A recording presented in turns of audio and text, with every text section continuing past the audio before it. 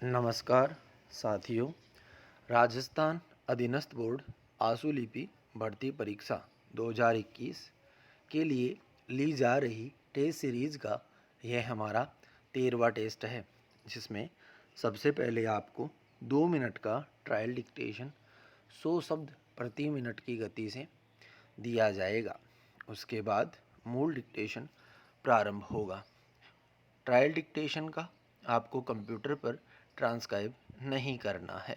Yes, trial dictation start.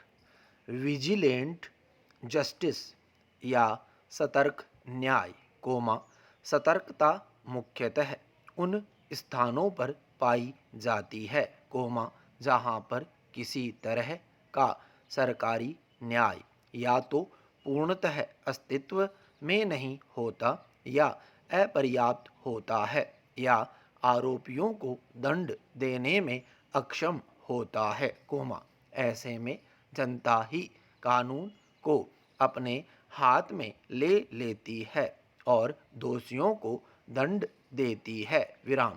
जो लोग इन सतर्क समूहों से जुड़े होते हैं कोमा वे सामान्यतः अपने कार्यों को सही कहकर न्याय संगत सिद्ध करते हैं कि उन्होंने जनता या समुदाय की इच्छा को सर्वप्रथम रखकर ही कानून को अपने हाथ में लिया और जो दंड के योग्य थे उन्हें दंड भुगतना पड़ा विराम।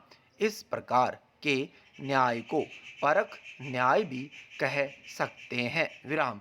सरकारी तंत्र में भ्रष्टाचार या न्याय में देरी होने के कारण भी यह समाज में अपना स्थान बना लेते हैं। पैरा इस प्रकार का न्याय संसार के लिए कोई नई बात नहीं है विराम। यह सदैव से ही समाज का हिस्सा बना रहा विराम।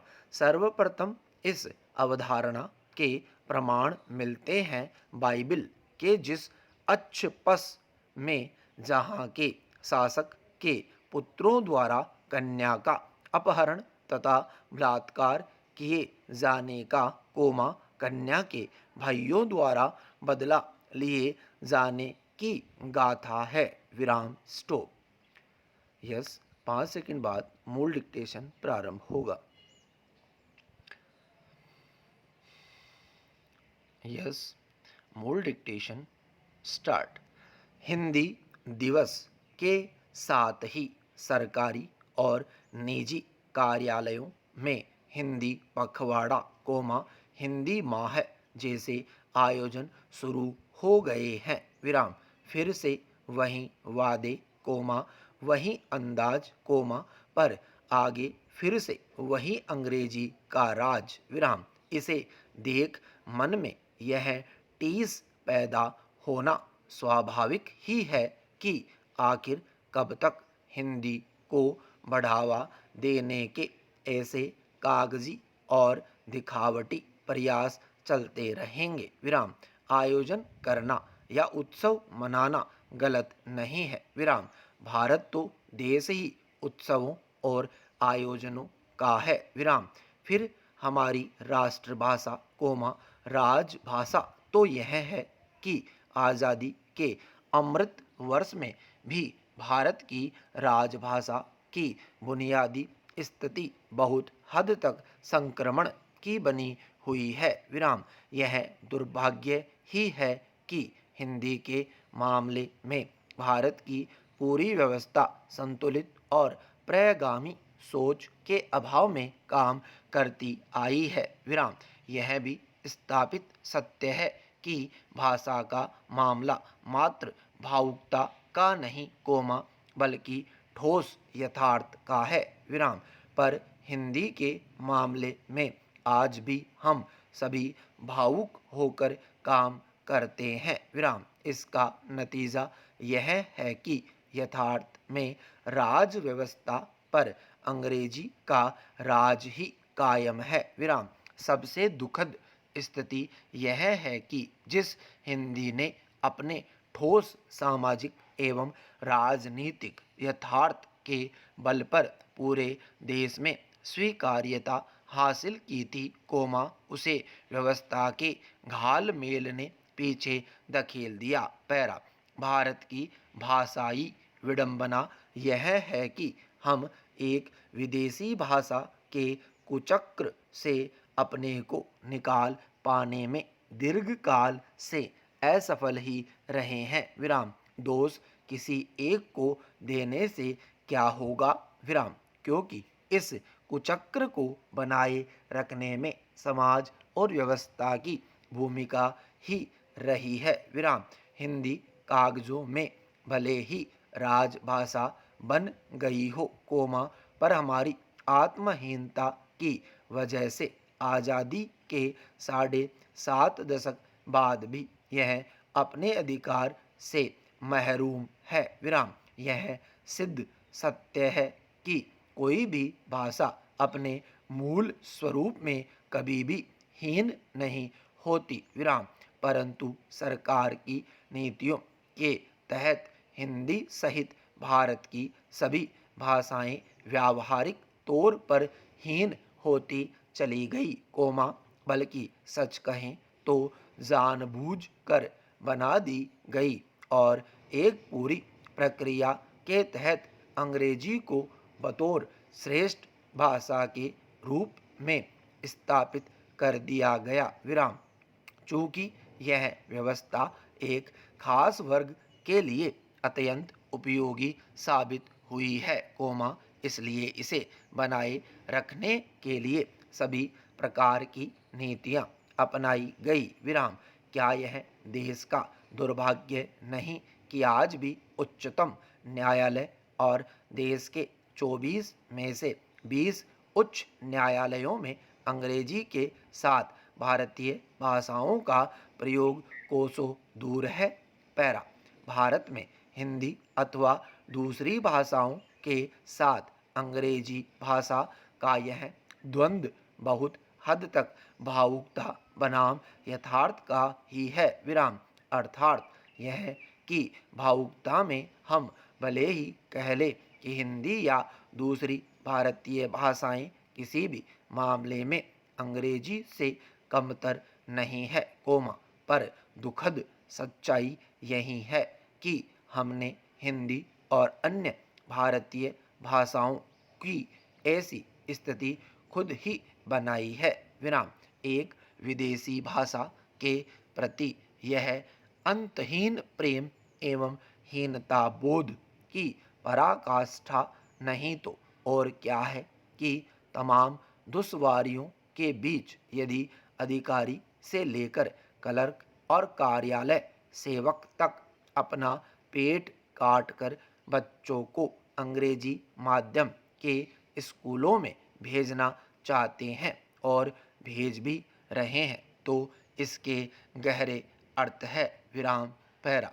यह हिंदी की सामर्थ्यता ही है कि इसने अर्थ जगत के बदलते स्वरूप के अनुसार स्वयं को ढाल लिया है। विराम। आज हिंदी का अपना व्यावसायिक मूल्य है, इसलिए कारोबार, मनोरंजन, परस्पर संवाद और संचार जगत में हिंदी ने अंग्रेजी को चुनौती दी है। विराम।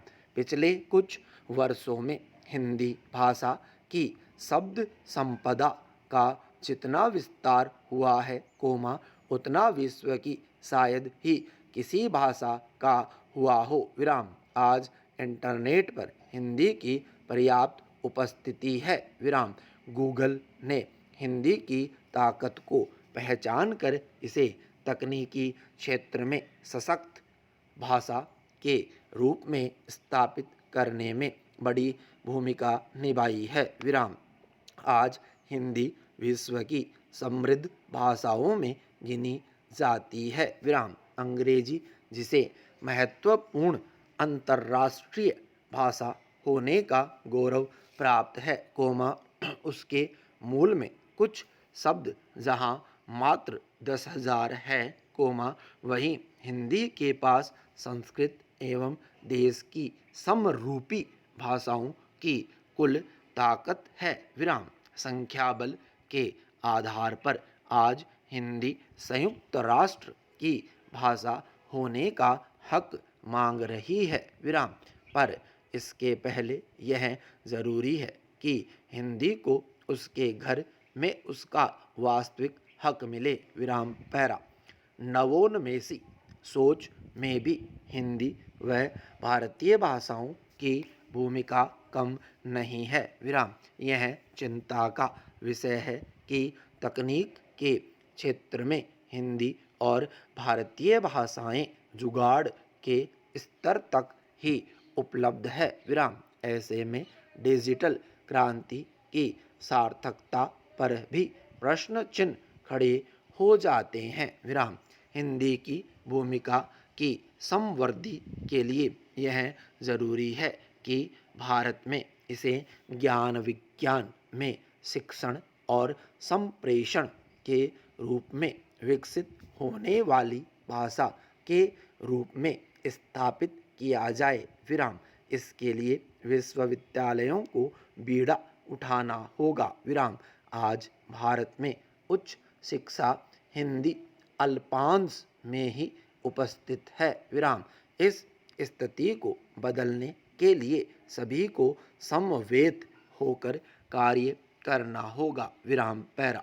आज़ादी के अमृत वर्ष में यह संकल्प लिया जाना चाहिए कि आत्मनिर्भरता एवं सांविधानिक हितों की सुरक्षा के लिए राष्ट्रीय स्तर पर हिंदी को राजनीतिक कोमा आर्थिक कोमा प्रशासनिक कोमा वैज्ञानिक कोमा तकनीकी व औद्योगिक व्यवस्था से जोड़ना ही एकमात्र विकल्प है विराम।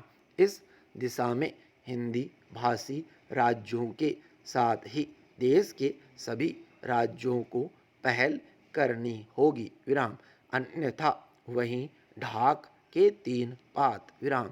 हिंदी को लागू करने के लिए सबसे बड़ी ज़रूरत है सामाजिक व्यवस्था को बदलने की विराम। यह तथ्य है कि हिंदी की ज़मीन सामान्य जन से जुड़ी है कोमा तो अंग्रेजी का संबंध भारत में शोषण और संग्रह की प्रक्रिया से है विराम। इस प्रक्रिया में प्रत्यक्ष या परोक्ष रूप से शामिल हुए बगैर संपन्नता की सीढ़ियाँ कभी नहीं चढ़ी जा सकती विराम। स्टॉप।